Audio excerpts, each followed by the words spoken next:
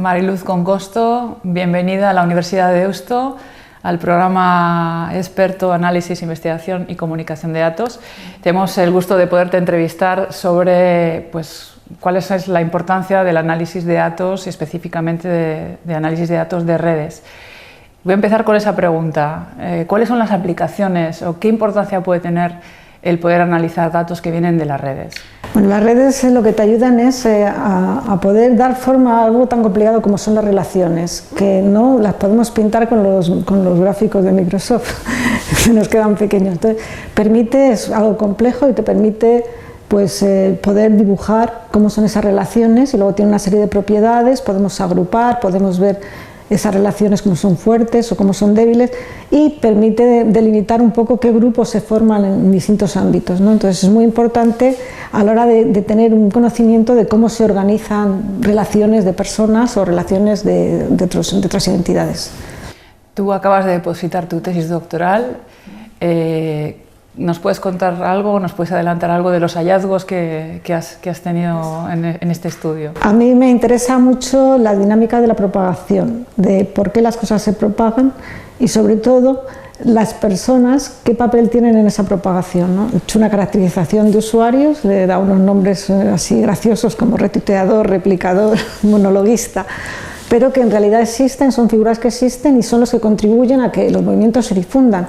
El difundir la información hace que los conceptos, las ideas no queden estancas en grupos cerrados, sino que se amplíen, ¿no? Entonces tiene una importancia muy grande. Y el saber cómo son esas redes, por qué caminos pasan y cómo se distribuyen, me parece que es muy interesante para analizar y ver cómo las dinámicas van cambiando, porque son dinámicas, no. La gente cambia, los gustos cambian, las ideas cambian y eso todo es cambiante. Poderlo medir, poder delimitar por dónde van esos caminos y qué formas tienen. Y cuéntanos algún hallazgo que hayas descubierto en este trabajo que has hecho. Bueno, de las propagaciones, una de las cosas que he descubierto, que he por lo menos medido, que tenía yo la intuición, pero he conseguido medir, es que existe cierta meritocracia en la red.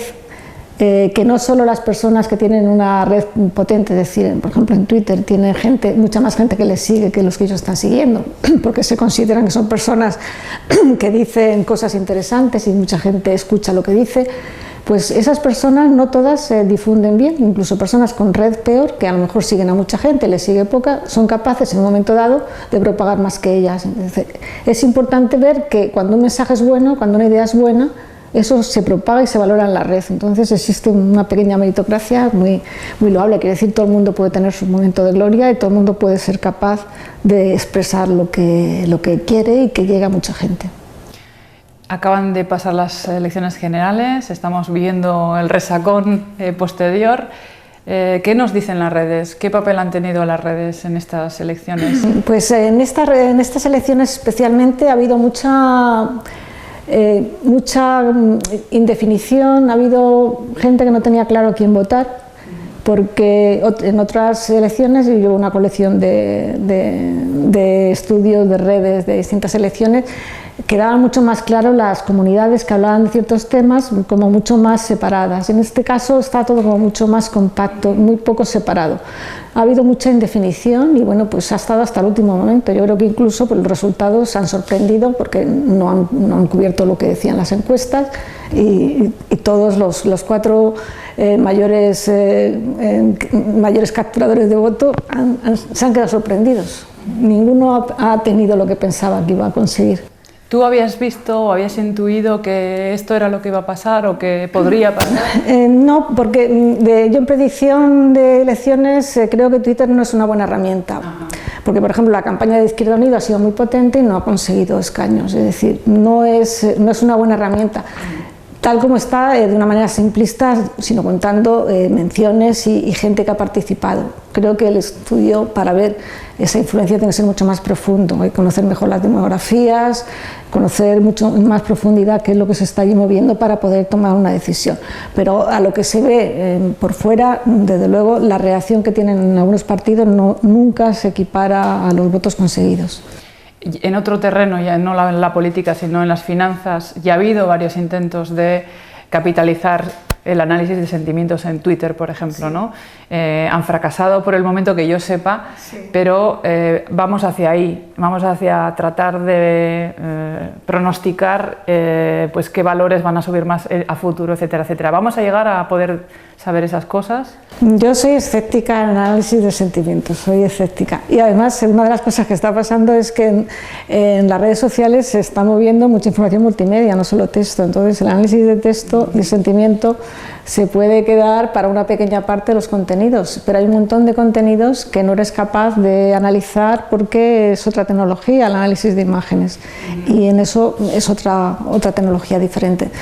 Todo cambia mucho, la manera de compartir información cambia, todo es dinámico, y cuando crees que has conseguido una tecnología para capturar algo, la sociedad va siempre 3 pasos por delante de todo el mundo.